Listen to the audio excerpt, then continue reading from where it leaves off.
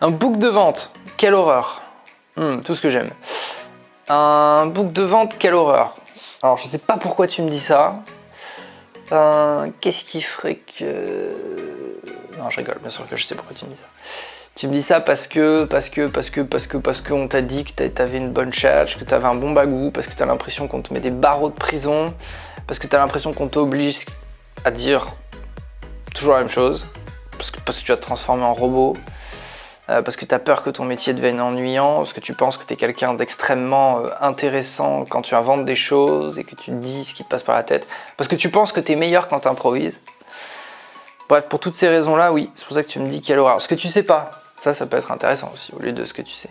Ce que tu sais pas, c'est qu'en fait, tu serais bien meilleur avec un book de vente. Ce que tu sais pas, c'est qu'un book de vente, c'est ton meilleur ami. Ce que tu sais pas, c'est qu'un book de vente, c'est le meilleur moyen de pouvoir utiliser tes compétences, si tant est que tu sois bon là-dedans, parce que c'est pas le cas de tout le monde, même si tout le monde le pense, à improviser. Parce qu'il y a certaines parties dans la vente très rares dans lesquelles on peut improviser, ou il faut d'ailleurs improviser, et on peut être très bon. Sauf que tous les gens, évidemment, qui pensent être très bons là-dedans, sont des gens qui ne connaissent pas les boucles de vente, donc de toute façon, c'est impossible en fait. On ne peut pas improviser. D'ailleurs, improviser, ça s'apprend. C'est marrant, ça s'apprend au théâtre, ça s'apprend partout, mais en vente, non. C'est le seul métier du monde où en fait, non, on improvise, on est très très bon naturellement, puis personne ne vous dira le contraire, mais on fait que de l'improvisation.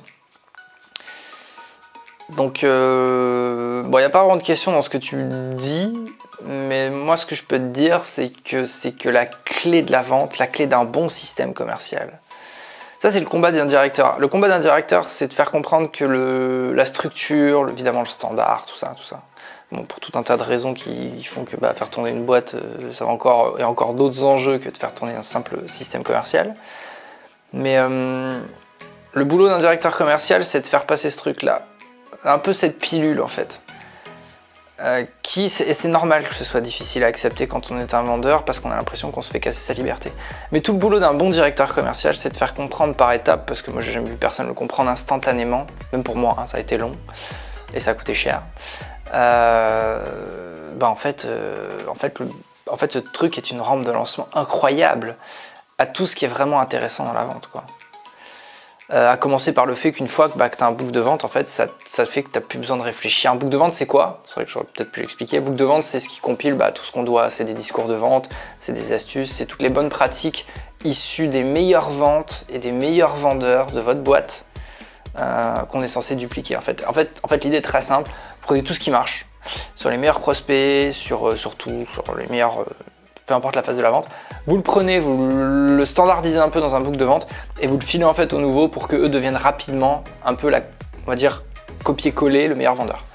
Voilà, que tout le monde devienne un peu le meilleur vendeur de la boîte. C'est un peu ça l'idée. Oui, c'est sûr que ça fait peur parce que ça fait très robotique, très mécanique. Cela dit, encore une fois, quand on comprend, parce que en fait, la vraie différence, c'est que quand on vit vraiment la prospection, toutes ces choses-là, la vente, le fait de vouloir être bon, en fait on a une vraie charge mentale. Et cette charge mentale, le boulot d'un bon vendeur, c'est de s'en délester au maximum. Et un book de vente remplit cette fonction à merveille. À merveille. Et une fois que vous êtes capable de vous délester de ces choses-là dans lesquelles un vendeur moyen, lui, va se battre et va dépenser beaucoup d'énergie, en fait vous pouvez vous concentrer sur autre chose.